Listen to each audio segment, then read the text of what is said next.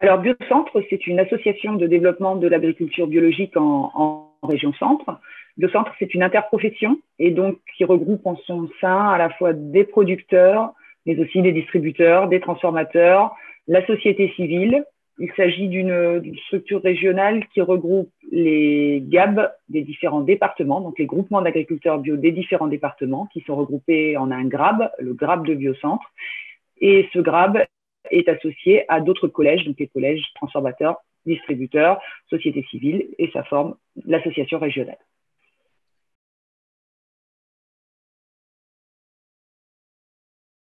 Alors, Biocentre a plusieurs missions, à la fois des missions qui sont des missions techniques, d'accompagnement des producteurs dans leur conversion, dans leur installation. On a des conseillers techniques dans des filières spécialisées, maraîchage, élevage, grande culture. Il s'agit aussi d'une association qui défend les intérêts de ces producteurs pour porter les messages de l'agriculture biologique au niveau national et au niveau de l'Europe. Et cette structure permet aussi de faire le lien avec les collectivités, de faire les liens avec les consommateurs et d'avoir des actions comme l'action restauration hors domicile qui mettent en lien les producteurs avec les autres maillons, je dirais, de la société.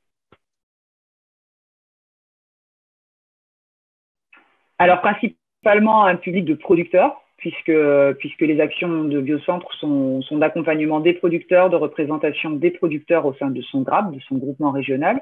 Donc là, on est sur un public d'agriculteurs, mais aussi sur un public de transformateurs, des artisans. Donc, on travaille avec des boulangers, on travaille avec des bouchers, avec des personnes de l'aval, ce qu'on nomme l'aval, les maillons qui viennent après la production, avec des consommateurs, puisqu'on travaille aussi avec les AMAP pour aider au développement des AMAP, à la structuration de filières.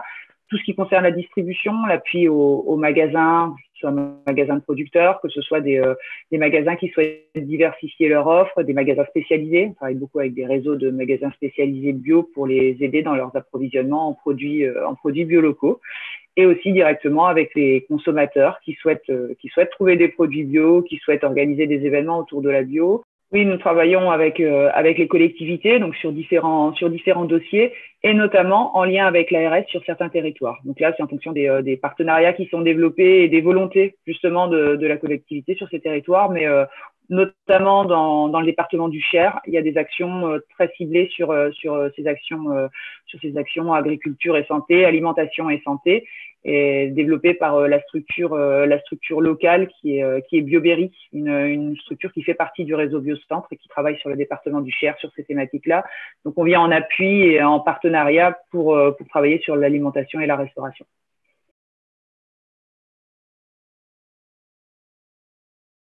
Complètement. Donc ça, c'est un peu le cœur de ma mission au sein de Biocentre, de ma mission alimentation et restauration hors domicile, c'est de travailler avec les établissements qui fournissent une restauration collective hors domicile et principalement avec des établissements scolaires. Donc quand je dis scolaire, ça va de la petite enfance, de la crèche jusqu'à l'université, en passant par bien sûr le maternel, primaire, collège et lycée. Et avec des actions qui sont très variées à destination de tous ces publics, puisqu'on va de l'accompagnement dans l'approvisionnement en produits bio et locaux jusqu'à la sensibilisation des convives. Donc, on a toute cette palette d'actions et comment dire, avec les collectivités, on noue des partenariats importants, notamment avec les conseils départementaux et un partenariat prioritaire avec le conseil régional.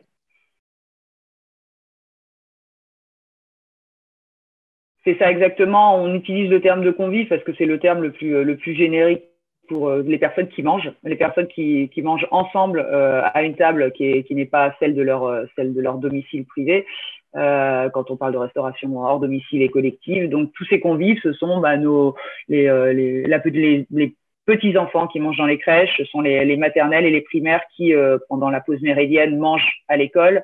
Ce sont les collégiens qui déjeunent, qui sont demi-pensionnaires, les lycéens et ensuite les étudiants qui déjeunent sur leur lieu de scolarité et dont la restauration est à la charge, donc soit d'associations, ça arrive, d'associations de parents d'élèves, mais principalement dépend des collectivités, des mairies, des municipalités, des conseils départementaux et du conseil régional.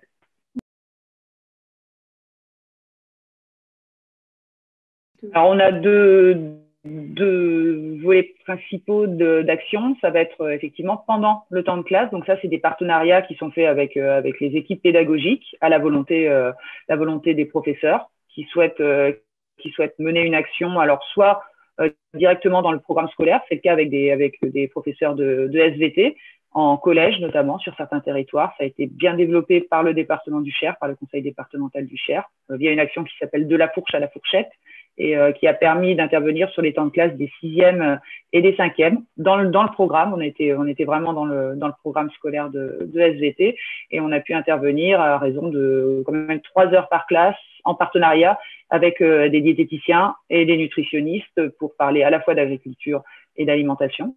Donc là, on était vraiment sur un côté, et de santé évidemment, l'agriculture, alimentation et santé. On était vraiment dans le cadre scolaire. Et le deuxième temps pendant lequel on peut intervenir assez facilement et donc, pendant lequel on a toute légitimité, c'est pendant le temps de repas. Donc ce temps de repas, on essaie vraiment de lui redonner une importance et de montrer que voilà, c'est pas juste se nourrir, c'est pas juste mettre des aliments pour alimenter pour faire tourner le moteur, mais on est bien sur un temps pendant lequel on a une relation avec les autres et avec les aliments, et donc on tient à la fois des petits stands qui restent très ludiques. On n'est pas là pour aller faire du temps de repas à un temps scolaire, mais on est bien pour avoir une petite sensibilisation supplémentaire à l'aliment qui est proposé aux élèves. Et je peux citer un exemple très concret qui est celui qu'on a mis en place avec le lycée Marguerite de Navarre à Bourges, en partenariat avec l'infirmière, qui a eu une initiative vraiment intéressante de mener une action à destination des lycéens pendant le temps de repas. Donc en lien avec l'équipe de cuisine, on met en place environ 5 animations par an pour sensibiliser à des thématiques que sont les menus végétariens, le bio, le local, l'équilibre alimentaire. Voilà, on apporte une petite touche supplémentaire pendant le repas par un stand. Et maintenant, les lycéens nous connaissent bien et voilà, et savent qu'il y a une petite animation. Donc, on a des bons retours de la part des convives lycéens.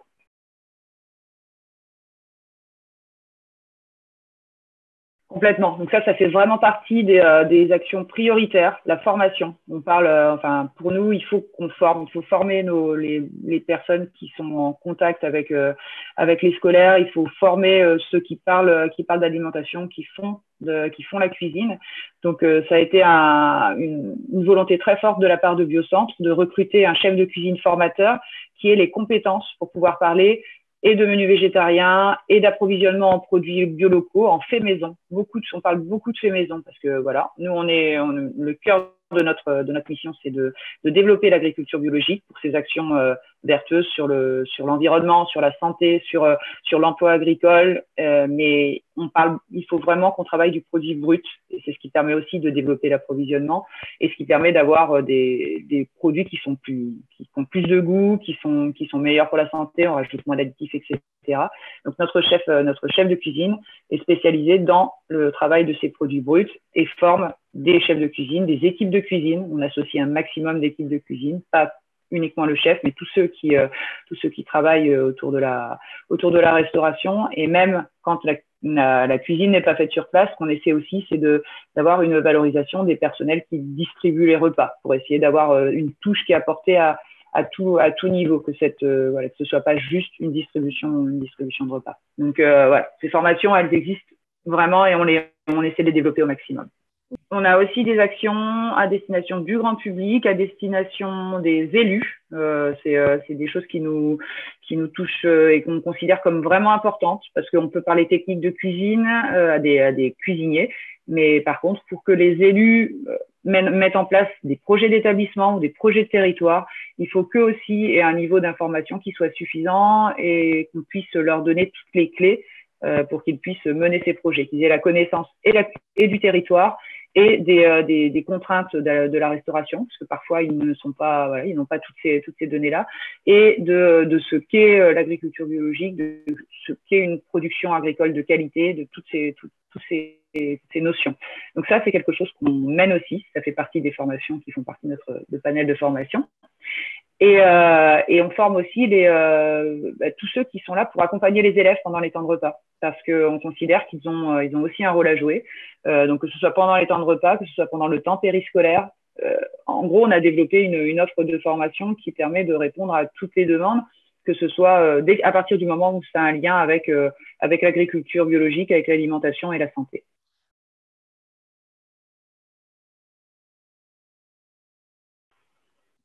On est en train de finaliser un catalogue de formation qui est sur le point. D'ici la fin de l'année, il sera disponible sur le site de Biocentre. Donc pour le moment, on est en train de le peaufiner. Par contre, on fonctionne beaucoup sur demande. On met en place les formations à la carte.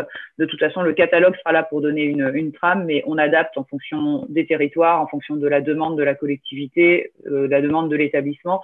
Cet accompagnement, il peut vraiment constituer je sais pas, avoir une partie principale qui soit sur l'approvisionnement, sur le sourcing en producteur pour vraiment trouver les produits adaptés. Ça peut être une formation qui va être sur la rédaction des marchés publics pour les établissements qui en ont le besoin, parce que ça, c'est quelque chose qui est quand même primordial pour pouvoir s'approvisionner correctement et ensuite avoir des produits qu'on va pouvoir travailler correctement. C'est de correctement rédiger ces marchés publics. C'est une formation qui peut avoir lieu, comme j'ai dit tout à l'heure, en cuisine pour donner des techniques de cuisine sur les menus végétariens, sur la façon de cuisiner les produits biolocaux.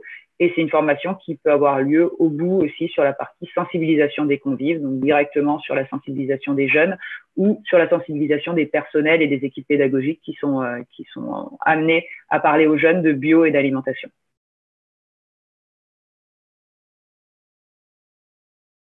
Je trouve que les projets qui réussissent et qui avancent, ce sont les projets dans lesquels s'impliquent un maximum d'acteurs. C'est chouette de former les chefs de cuisine, mais c'est encore mieux quand le directeur de l'établissement est impliqué, quand les équipes pédagogiques, quand l'intendance, les gestionnaires sont impliqués. Ça donne des projets qui sont plus solides que lorsqu'il y a une seule personne qui intervient et qui est formé. Donc nous, on incite vraiment les établissements à y aller avec un projet d'établissement. Et quand je parle de projet d'établissement, c'est pas forcément quelque chose qui va être compliqué. C'est plutôt quelque chose qui va avoir une énergie commune et qu'on va pouvoir aborder sous différents angles. Pas seulement celui de la technique en cuisine, parce qu'on peut pas tout faire porter sur le cuisinier, pas seulement sur l'infirmière, pas seulement sur le chef d'établissement, mais avoir au moins 2 ou 3 personnes qui ont une vision différente et qui ont une entrée et une approche différente. Et quand on arrive à avoir cette approche-là, ça donne des projets qui sont plus structurés, plus résilients et qui permettent de se développer, qui peuvent se développer au fil des années dans l'établissement. On peut nous contacter. Le premier entretien avec le guide pour donner des pistes, c'est gratuit. Et c'est aussi complètement gratuit pour les lycées qui souhaitent un accompagnement. Donc ça, c'est une volonté forte du conseil régional. Et derrière, on est référencé au niveau du CNFPT, c'est-à-dire qu'on participe à des formations qui sont dans le cadre de la formation des agents de la fonction publique territoriale. Donc, il ne faut pas qu'il y ait un frein, un blocage à ce niveau-là. Vous nous contactez et on vous expliquera toutes les façons de pouvoir avoir accès à nos interventions dans les établissements.